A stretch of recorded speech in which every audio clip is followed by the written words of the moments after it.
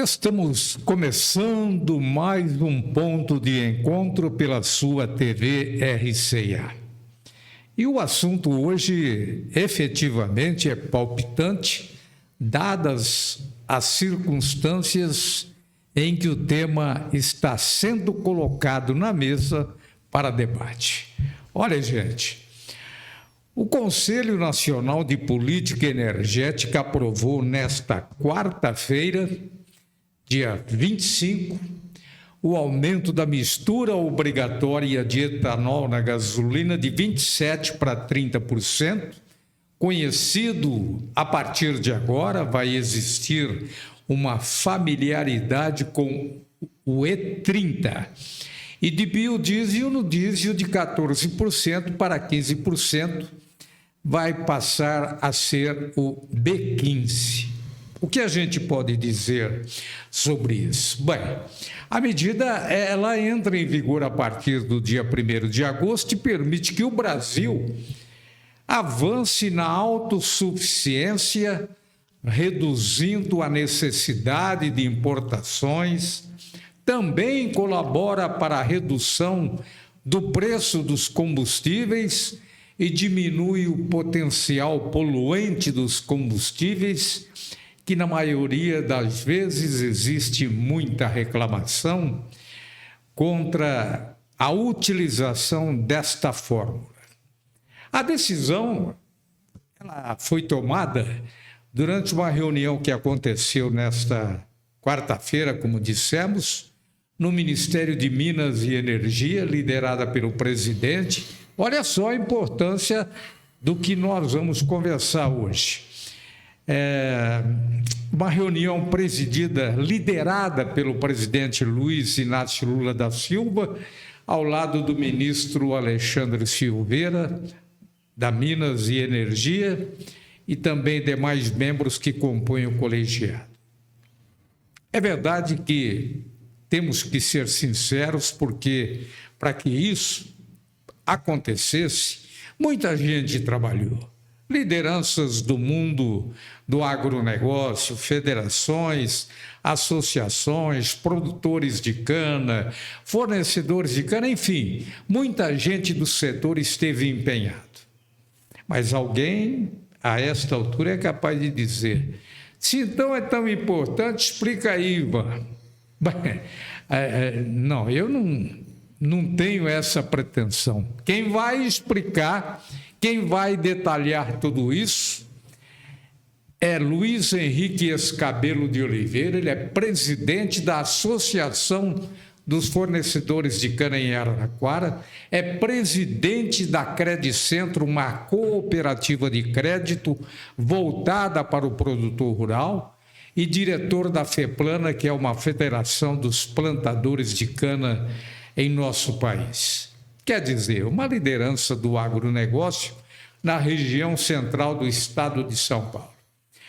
Muito obrigado pela sua vinda até os estúdios do RCA, Luiz Henrique Escabelo de Oliveira. Bom dia, Ivan. Bom dia a todos aqui que nos seguem.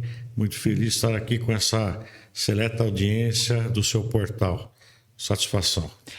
Muito bem. Bom, Luiz, trocando em miúdos tudo aquilo que eu falei, o que significa o E30 e o que significa o B15?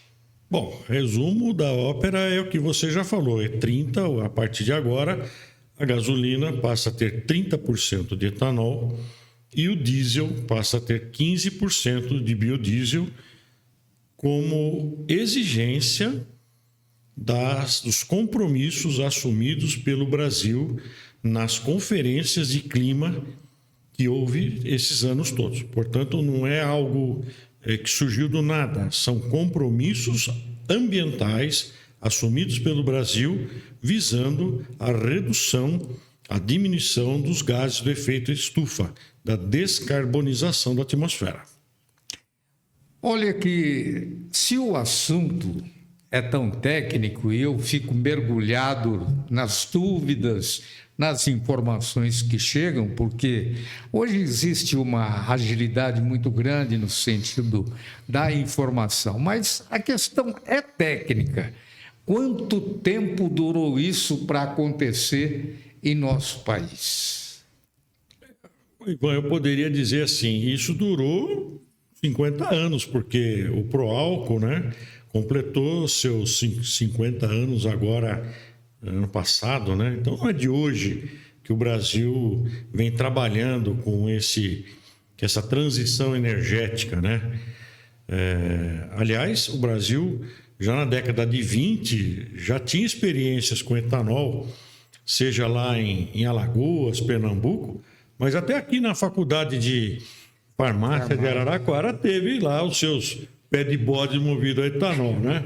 Então, isso é uma coisa ligada à nossa cidade, ligada à nossa história, né? Mas, saindo um pouco mais desse aspecto pitoresco, né? É um estudo extremamente técnico, né? Que envolveu um trabalho muito grande do Instituto Mauá, que foi contratado para verificar a viabilidade desses percentuais. Portanto, não é nada jogado, nada calcado em interesse escuso, não. É uma coisa séria, técnica, segura, que vem levando vários anos e que chegamos agora nesses percentuais de 30% de etanol na gasolina e 15% de biodiesel.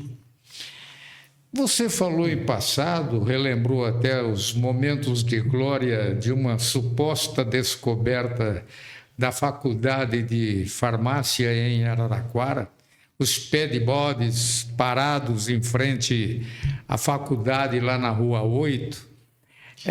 Então, em se falando de passado, vamos voltar um pouco também no tempo por conta de antigas usinas aqui em Araraquara, a usina Tamoio, a usina Maringá, a usina Zanin, que tanto contribuíram de forma decisiva para o plantio, para a produção da cana-de-açúcar, e nos tornamos uma região altamente privilegiada nessa cultura. Talvez até mais que a própria laranja, porque são as duas culturas que dão sustentação econômica ao nosso município e à nossa região.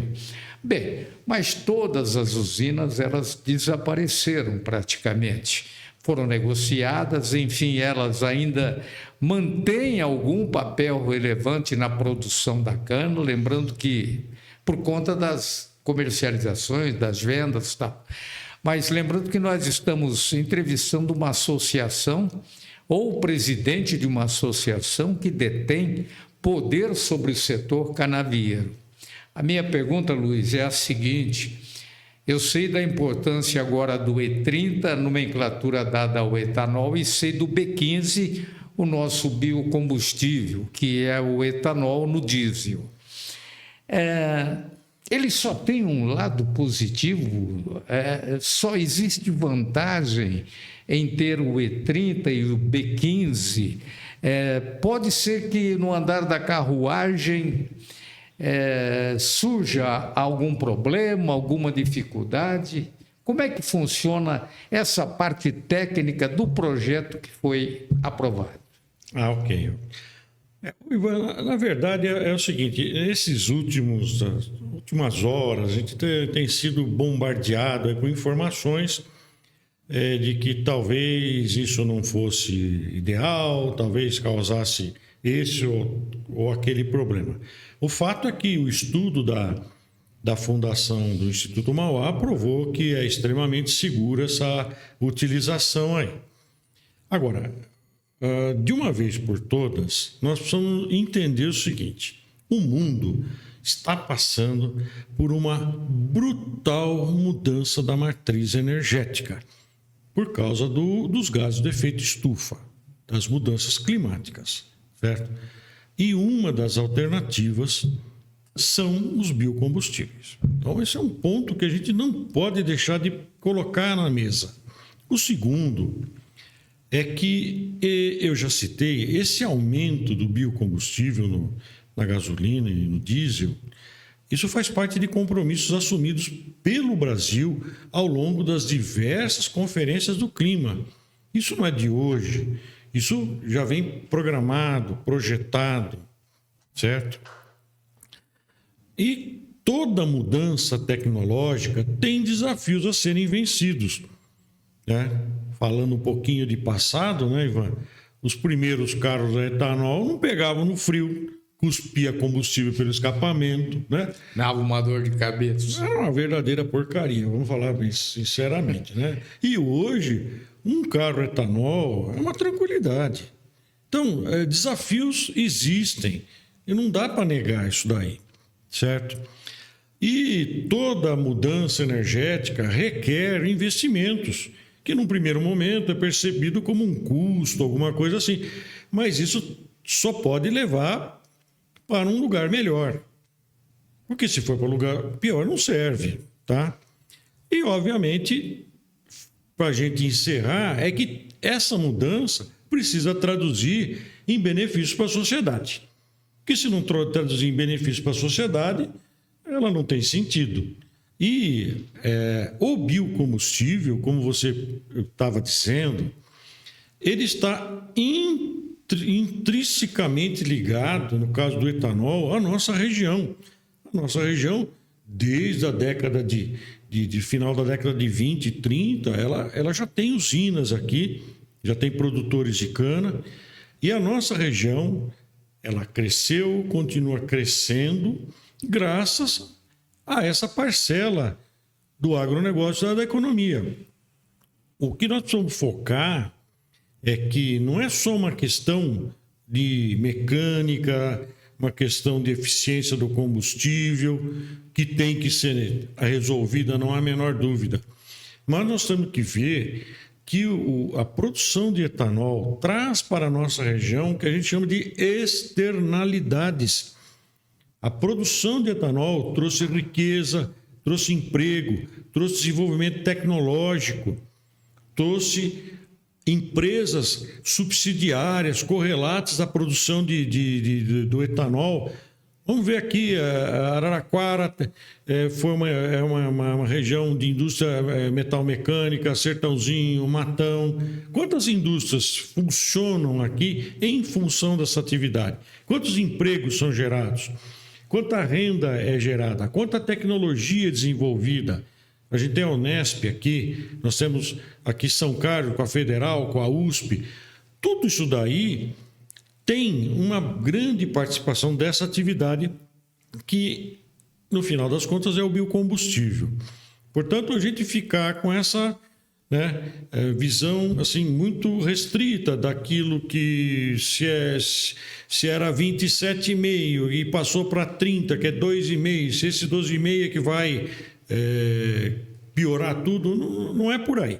A gente tem que ter uma visão muito mais ampla, global, histórica e de processo de desenvolvimento social. Luiz, você lembrou um aspecto interessante que foi o Proálcool, 50 anos atrás, comemorados recentemente. E o Brasil ele vai sediar a COP30. Araraquara tinha 50 anos atrás, vamos dizer aí 30, 40 mil veículos, se realmente tinha essa capacidade de vias públicas que possibilitavam um trânsito normal, fluente e tal. Só que agora, às vésperas da COP30, aliás, para quem não sabe, a sigla COP30 refere-se à 30ª Conferência das Partes da Convenção Quadro das Nações Unidas sobre a mudança do clima. Aqui nós estamos nos referindo em função do crescimento de veículos que ora circulam pelas ruas da cidade. Bom, onde é que entra o avanço técnico? Onde é que entra o avanço científico do E30 e do B15 após a aprovação dessas mudanças nesta quarta-feira? Bom, Ivan, eu acho que é uma mudança tecnológica absurda disso daí. Basta lembrar que o Brasil foi no Brasil, através do estudo da Bosch, é que nós desenvolvemos o veículo flex. O mundo hoje adota o flex fuel a partir de um trabalho desenvolvido aqui no Brasil. Né? Nós tínhamos no passado, nós tínhamos os veículos a gasolina, depois tivemos veículos que originalmente era gasolina, foram adaptados a funcionamento de etanol, depois tivemos veículos exclusivamente a etanol, e aí nós ganhamos o flex fuel, ou veículo flex, em que você pode trabalhar com diferentes misturas. A mistura o E30 é apenas uma questão mandatória, regulatória do governo. Mas a tecnologia embarcada nesses veículos é algo absurdo. Né? É o que a gente estava brincando. Carro etanol não pegava nem a pau e cuspia combustível pelo escapamento. Né? Você havia falado que existem algumas recomendações, algumas informações importantes sobre o momento que nós estamos vivendo. E quais seriam essas alternativas que você traz para poder falar? Bom, sempre voltando na questão da mudança de paradigma energético, né?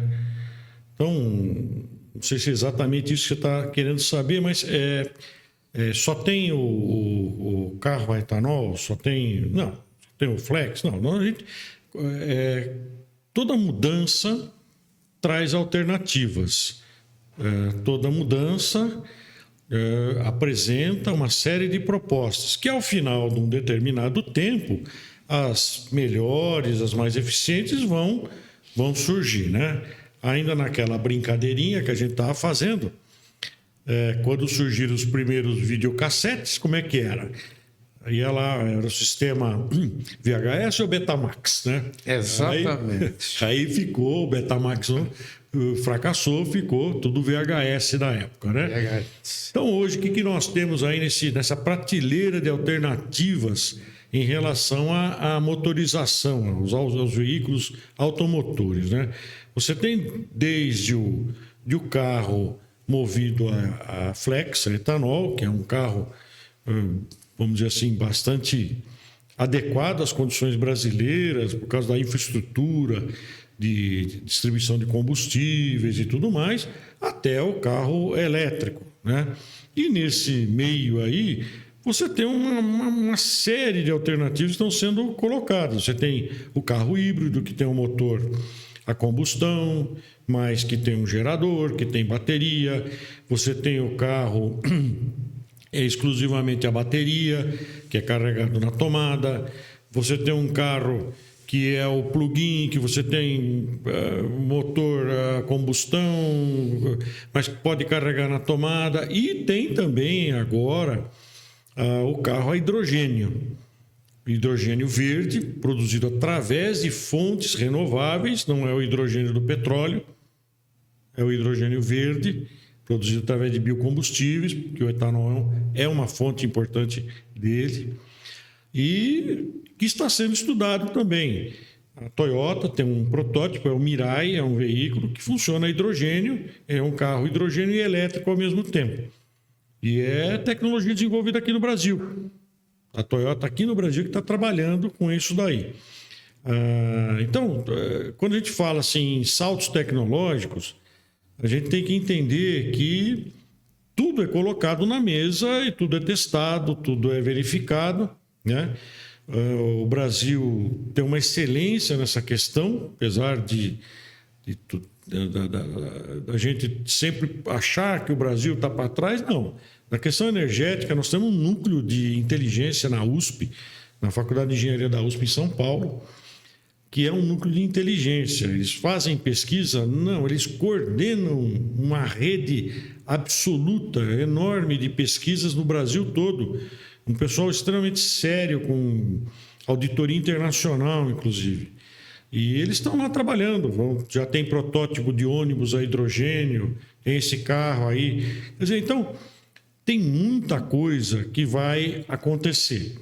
Muita coisa que vai acontecer. O que a gente não pode é ficar no meio do caminho, Porque alguém lá, um influencer digital, falou que a gosma do biodiesel, não sei o quê.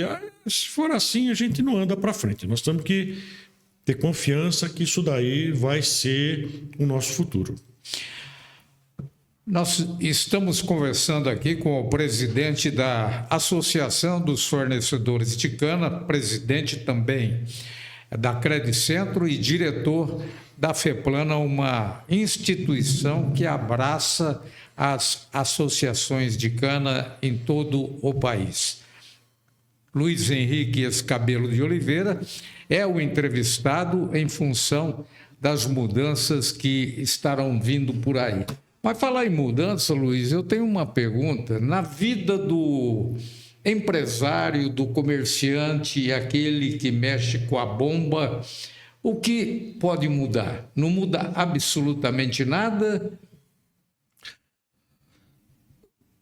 A mudança, na verdade, né, nós estamos falando de 2,5% a mais de etanol. Né? Nós já estávamos trabalhando há mais de, 8 anos, 10 anos, com 27,5% de etanol na gasolina. Né?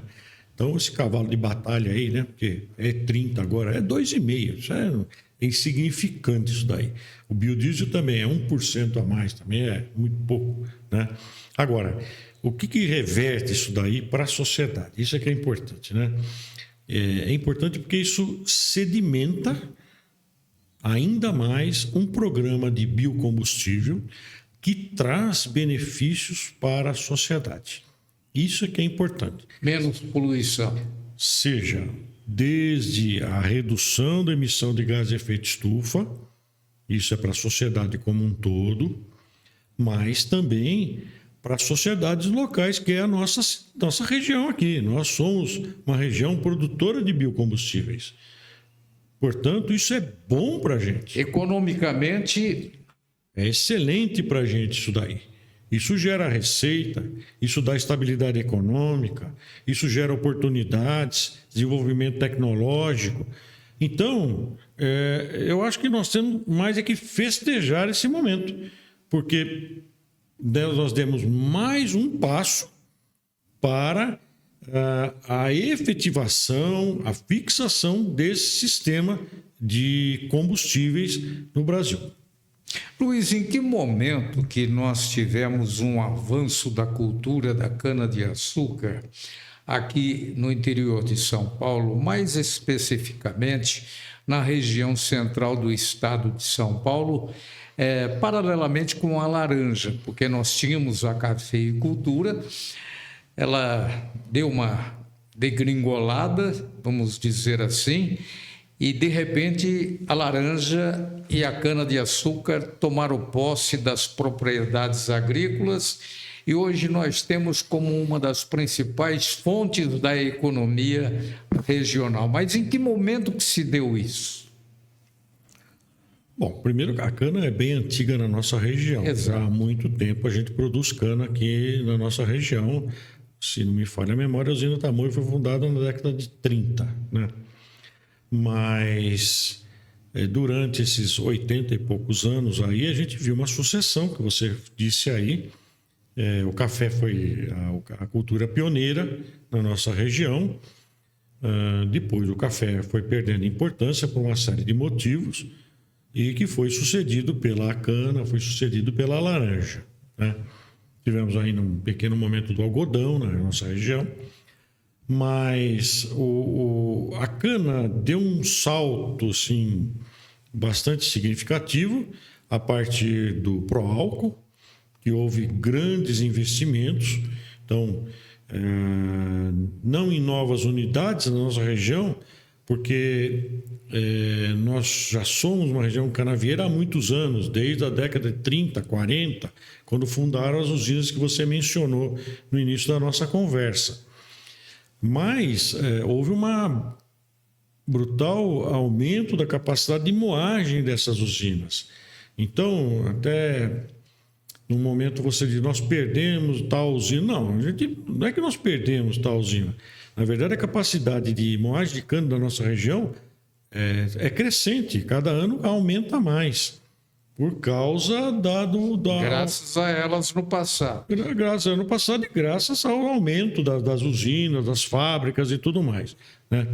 Mas em relação aí à cana, o primeiro boom foi em relação ao pró-álcool, em que houve realmente uma inversão de investimentos em favor da cana com esse programa do governo lá na década de 70. No segundo momento, nós tivemos um problema com a laranja. A laranja era uma região extremamente importante de laranja. Nós tivemos um problema do greening, mas não foi só esse problema. Houve uma redução também um pouco do comércio mundial de laranja, de maneira que a gente teve a sorte aqui de não falarmos em crise. Nós tivemos aqui, talvez até arrisco falar, uma suave transição de culturas, em que muitas áreas de laranja passaram a produzir cana, né? E é hoje o que nós temos hoje. Temos alguma coisa ainda de laranja, mas a nossa economia agro é praticamente toda ela fundada na cana-de-açúcar. A Canasol, da qual você é presidente, ela foi fundada em 1952, tem, portanto, 73 anos de atividades. Entende que ela, enquanto associação voltada para os produtores de cana, a Canasol, ela continua cumprindo o seu papel e o que existe de disponibilidade para os produtores e para os fornecedores de cana? Olha, a Canasol, como você disse, tem 73 anos, né? Ela, curiosamente, foi fundada dentro da usina Tamoio, né? Exatamente. Você até teve a oportunidade de fazer um livro a respeito disso daí, né? E ao longo desses 73 anos, né, ela teve várias fases. E hoje, graças a Deus, ela é uma entidade que representa o agro na nossa região, tem projeção nacional, né?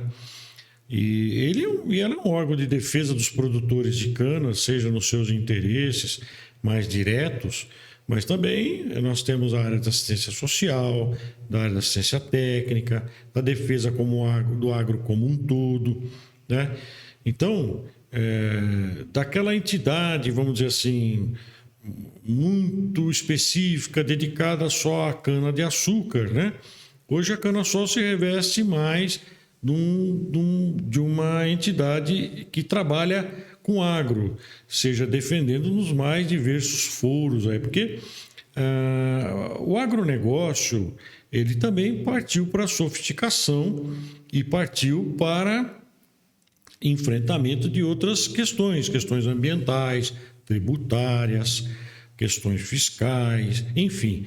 Então, hoje o nosso leque de assuntos é muito maior do que nós tínhamos, obviamente, quando ela foi fundada, que era um leque mais ligado aí às relações produtor de cana e usina, né? Mas a gente continua também trabalhando nessa área, mas agora com novas fronteiras. Você é presidente da Canasol e concorreu à presidência da Credicentro, que é uma cooperativa de crédito destinada a atender o produtor rural. Hoje, a Credicentro, que tem também vários anos de atividades, a gente sente, quando falo que a gente sente é porque nós estamos do lado de fora, mas a gente sente, evidentemente, que houve um progresso muito grande e um processo de transformação da Credicentro em Araraquara, abrindo, a exemplo da Canasol, um leque de serviços.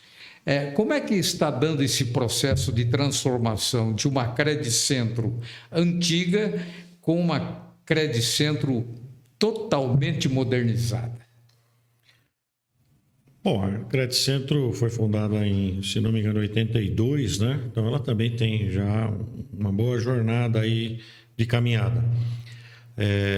Com a nossa chegada na Credicentro, nós encontramos uma cooperativa que a gente chama de singular, ou seja, uma cooperativa sem ligações com nenhum outro sistema cooperativo, uma cooperativa voltada ali para os seus assuntos mais diretos. Nós procuramos fazer uma reformulação total na administração da nossa cooperativa e nos filiamos a um sistema cooperativo que se chama Uniprime, né? É um sistema que reúne diversas cooperativas no Brasil e que nos possibilita a ampliar a quantidade de serviços que a cooperativa oferece. Então, hoje a cooperativa é um banco. Ela oferece todo e qualquer serviço que um banco oferece, desde conta, talão de cheque, cartão de crédito, Pix, seguro, etc., financiamentos, né? Agora, o foco hoje da Credit Centro é o produtor. Nós somos ainda uma cooperativa dedicada ao agronegócio. Nosso quadro social não é um quadro social aberto, é um quadro social que só abarca produtores agropecuaristas, né? Por isso, a gente tem um foco muito grande na nossa atividade. Ela é totalmente especializada em atender essas pessoas. Tem uma linguagem própria para atendê-los também de uma melhor maneira possível, né? E a gente tem ampliado bastante os nossos horizontes em parceria com a Uniprime. A Uniprime é um sistema cooperativo bastante sério, dinâmico, né? E tem crescido bastante. E a gente também tem nos defrontado dos grandes desafios que o Banco Central tem colocado para a gente no sistema regulatório das cooperativas. O Banco Central tem sido bastante rigoroso em relação a isso aí. Então, se não bastasse os nossos cuidados só da cooperativa, das nossas atividades, que é obrigação nossa, mas também a gente tem muitas atividades de prestação de contas para o Banco Central. Luiz, às vezes eu preciso falar com você, ligo na Canasol, não, ele está em Brasília. Ligo 2 dias depois, não, ele está em Brasília.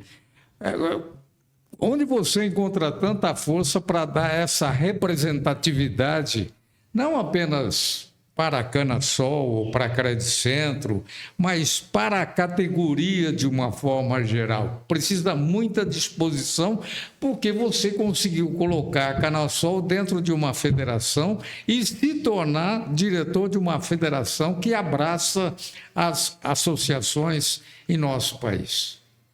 Ivan, não sei, acho que está no sangue, né? A minha família veio do agro, né?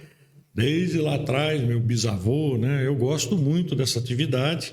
Para mim é um orgulho muito grande. Isso, em absoluto, não me pesa, sim, fisicamente. Não, o dever, né? E também o comprometimento com o quadro associativo, exato, que está muito bem representado lá fora. Mas é uma satisfação a gente fazer isso daí, porque eu sei que eu estou fazendo uma coletividade para a nossa cidade, né? Isso não é para qualquer vaidade pessoal, né? Então, eu fico assim muito à disposição de estar em todos esses lugares aí.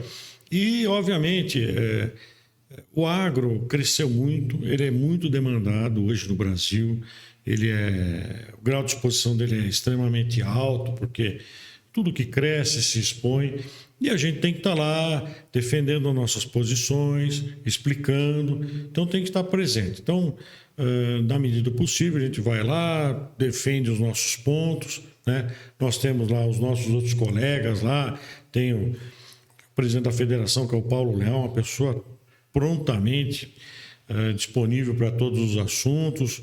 Tem a turma lá do Nordeste, você conhece lá o Alexandre, todas as demais lideranças, né? Então, o nosso objetivo é um só. Somos todos filhos da nossa mãe, que se chama agricultura, né? Abrindo apenas um parênteses, o Luiz Henrique, ele tinha como o seu avô o ex-prefeito em Araraquara, Benedito de Oliveira, e também foi um importante caminho que Araraquara entregou nas mãos desse político para iniciar, lá nos anos 60, o processo de desenvolvimento. Então, talvez, como você disse, está no sangue, né, daqueles que buscam o melhor para uma cidade como a nossa. Bem, Luiz, nós estamos chegando no final da nossa entrevista e eu perguntaria se sobre o etanol e sobre o biocombustível e tal, nós pudemos apresentar um esclarecimento à população. Oi, Ivan, eu espero que as pessoas tenham compreendido, né, esse posicionamento nosso, entendam que isso é bom para o Brasil, é bom para o meio ambiente. E eu vou pedir licença de não colocar palavras minhas. Exato. Mas eu vou colocar aqui, eu vou ler aqui o que o presidente da Única, que representa as indústrias, as usinas do Brasil, falou ontem. E eu achei muito bacana da maneira que ele disse. Ele disse o seguinte, ó: se tem uma coisa que a gente tem para ensinar para o mundo, é a utilização do etanol com um jeito simples, barato, rápido de transformar o meio ambiente, saindo do combustível fóssil e vindo para a bioenergia. Isso nos dá um protagonismo político e geopolítico.